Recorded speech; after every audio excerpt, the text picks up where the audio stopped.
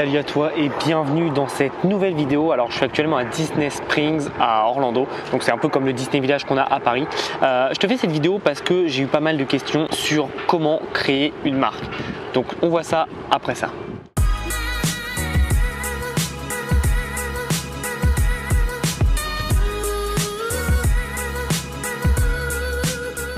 Donc si tu me suis, tu sais très bien que créer une marque pour moi c'est la stratégie marketing la plus puissante qui existe, tout simplement parce que ça va vraiment te permettre d'asseoir ton marketing en ayant le moins de pubs possible. En fait, quand tu crées une marque, tu crées vraiment un univers et une ambiance, et donc ça te permet vraiment de pouvoir aider les gens à s'identifier à quelque chose. Ce qu'il faut comprendre quand tu crées une marque, c'est que les gens n'achètent pas parce que tu as le plus beau design, le plus belle chose ou autre. Ils achètent tout simplement parce que tu as tout simplement une identification à quelqu'un ou à quelque chose.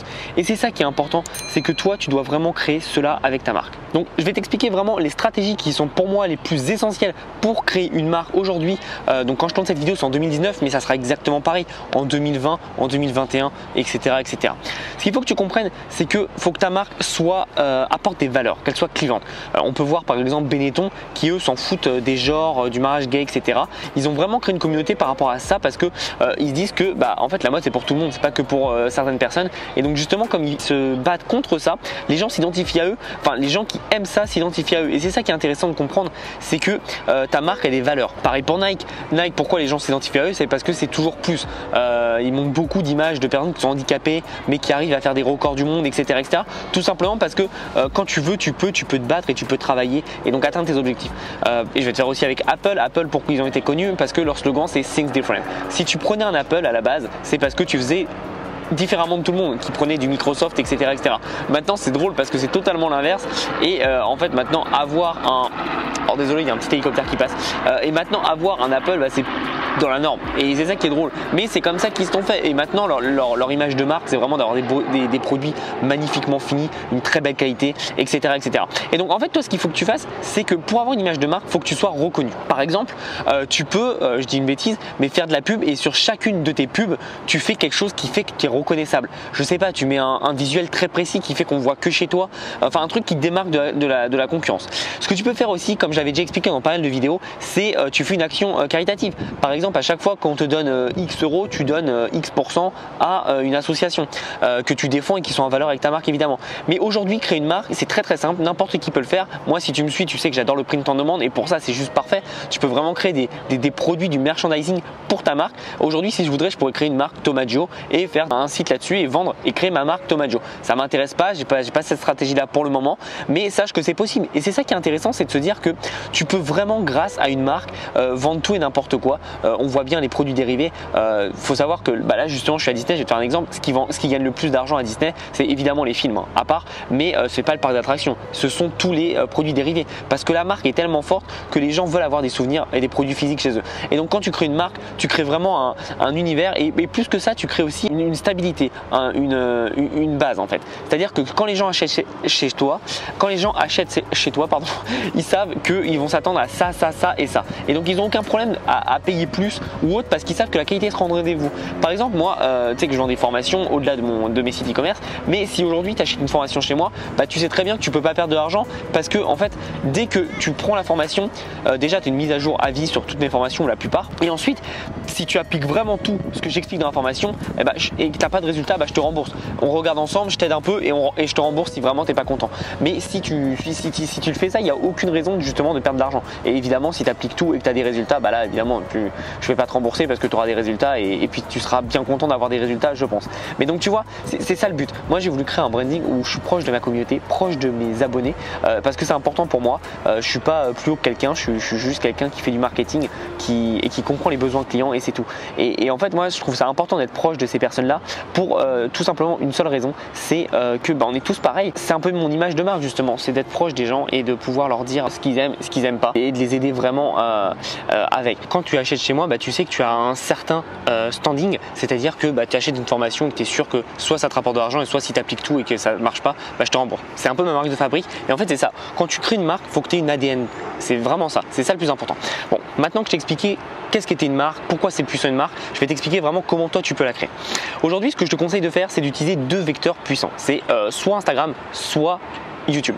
Mais il faut comprendre un truc, c'est que en fait, pour créer une marque, tu ne peux pas directement vendre. C'est ça qui est compliqué, c'est que évidemment tu peux le faire, mais c'est soit l'un soit l'autre. En fait, tu vas avoir deux échelles. Plus tu vends, moins ton branding va baisser. Et c'est ça qui est un peu compliqué. Évidemment, les grands groupes peuvent faire les deux en même temps, mais au début, tu dois vraiment choisir ce que toi tu veux. Et c'est ça qui est important, c'est de faire la différence entre ce que toi tu veux et ce que tu veux vendre. Tu peux pas avoir les deux au tout début, c'est tout à fait normal. Mais en fait, ce qu'il faut comprendre, et c'est ce que les gens comprennent pas, c'est que la vente c'est très bien, mais ton branding va être plus puissant. Et en fait, plus tu montes ton branding, moins tu vas vendre au début. Je suis tout à fait d'accord. Mais derrière, en fait, plus tu montes ton branding et plus tu vas vendre par le branding. Et c'est ça qui est puissant parce que ton branding te permettra de vendre beaucoup plus cher le même type de produit. Je t'explique. Par exemple, des paires de chaussettes, tu peux le vendre, allez, on va dire 10 euros. Aujourd'hui, tu as un branding, tu peux le vendre 20 euros. Parce que tu auras un branding et quelque chose qui fait ça. Là, je suis passé devant un magasin qui est de marque de chaussettes qui est très connu. C'est plus des chaussettes tendance un peu sportives aussi. Ils vendent des paires de chaussettes à 25 $. Et c'est ça qui est dingue. C'est juste qu'ils ont un branding. Ils ont fait des partenariats avec la NBA, etc. Mais au-delà de ça, ils ont juste un branding. Et c'est leur branding qui leur permet de vendre. Donc moi, ce que je te conseille, c'est que tu utilises des réseaux sociaux qui sont basés sur l'image, donc YouTube ou Instagram, et tu fais que du branding. Tu essaies d'apporter un univers sans forcément vendre. En fait, il faut que tu comprennes que ton Instagram, c'est ton meilleur commercial, mais aussi ton meilleur représentant de communication, et donc c'est du branding. Donc moi, ce que je te conseille, c'est au lieu de faire comme tout le monde fait sur chaque post Instagram, c'est acheter, lien dans la bio, lien dans la bio. Ça, c'est horrible pour ton branding parce que tu te flingues. Ce que tu dois faire, c'est apporter un univers. Et par exemple, que tu peux faire, c'est tout con, mais c'est par exemple, on repart sur les chaussettes, bah, tu mets par exemple des chaussettes jaunes et tu mets en fait tout un fond jaune pour habiller les chaussettes. Et du coup, en fait, tu vas créer vraiment un univers autour de cette marque qui est la tienne. C'est par exemple, tu joues sur les couleurs, etc. Et les gens en fait vont s'identifier à ça. Et évidemment, il faut passer des messages positifs, etc. En gros, essaye de trouver ton audience, ce qu'elle aime, et essaye d'apporter des valeurs qui lui ressemblent. Si par exemple tu vends des motos, bah, tu vas pas être pour les fleurs, etc. Tu vas être plus pour le rock, etc. Tu vois, c'est vraiment ça que tu montres et que tu aies un message qui est cohérent par rapport aux valeurs que tu veux donner. Et quand tu as tout ça, en fait, tu vas pouvoir aller beaucoup plus loin et c'est ça le plus important. Donc je te conseille vraiment de réfléchir à cette stratégie-là, stratégie de branding, comment tu peux faire, et ensuite faire du contenu vraiment adéquat. Et ce que je te propose, c'est par exemple, si aujourd'hui tu es sur Instagram, bah, n'hésite pas à faire des démonstrations de personnes qui portent tes produits. Si tu es sur du print on demand par exemple, des personnes qui utilisent tes produits, etc. Essaye d'avoir un cadre universel, quelque chose qui fait que tu es représenté et tu es représentatif. C'est-à-dire que quand on voit une vidéo de toi, on dit ah bah tiens, c'est toi. Pareil pour YouTube, fais des vidéos de démonstration de produits ou des vidéos lifestyle. Je sais pas, on va dire que tu crées une marque de chaussettes, bah, pourquoi tu fais pas un concept qui est que tu fais voyager tes chaussettes, et donc à chaque endroit connu du monde tu montes tes chaussettes. Je sais que ça a été fait pour des t-shirts il me semble, mais voilà, tu peux faire vraiment beaucoup de choses et tu peux travailler ton branding. En gros, il faut que tu essayes de sortir de l'ordinaire et que tu essayes d'apporter un concept hors norme.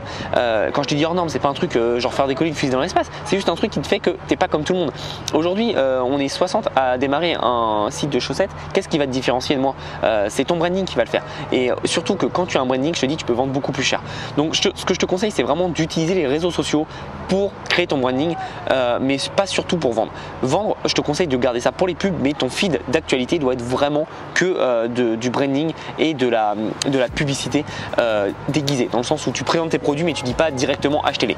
Dans les stories, tu peux le faire une ou deux fois, sur tes posts, tu peux le faire vraiment une ou deux fois, c'est une promotion exceptionnelle, mais il faut que ton feed reste le plus agréable possible. Tu sais, c'est comme quand tu es dans la rue, il n'y a rien de plus désagréable que quand tu es en train de te balader et que tu as quelqu'un qui te fait achète, c'est pas agréable. Tandis que si quelqu'un te parle et te donne de la valeur, bah forcément derrière tu as plus envie d'aller acheter, et c'est ça la force. En fait, tu vas faire beaucoup plus de ventes, même si les gens comprennent pas ça, mais tu vas faire beaucoup plus de ventes en montant ton branding, et en plus sans forcer. Si aujourd'hui tu as un mauvais commercial, bah, tu n'auras même pas besoin de vendre, alors que si derrière tu es comme tout le monde, c'est à dire que tiens, achète mon produit sans rien apporter derrière, tu feras beaucoup moins de résultats. Donc pense vraiment à ça, mais aujourd'hui si tu veux créer une marque, commence par les réseaux sociaux, crée un concept unique, et derrière mets en place un contenu qui projette des valeurs, qui vraiment partage quelque chose où les gens peuvent s'identifier. Et une fois que tu as fait ces trois choses, tu verras que tu iras beaucoup plus loin et tu pourras vraiment créer une marque. Donc comme tu l'as vu, cette vidéo elle n'est pas exceptionnelle, je veux dire, il n'y a pas de choses miracles qui va le faire, c'est juste du passage à l'action, et c'est juste vraiment des étapes très simples. C'est-à-dire, tu crées un compte de réseaux sociaux, Instagram ou YouTube ou même les deux, tu crées du contenu et surtout tu t'accroches à des valeurs de ton audience qui font qu'ils vont se reconnaître et ils vont vraiment adorer travailler avec toi et acheter tes produits. Donc pense à ça et après tu iras très très loin. Je te souhaite une belle journée et comme je te dis tout le temps, passe à l'action. À bientôt.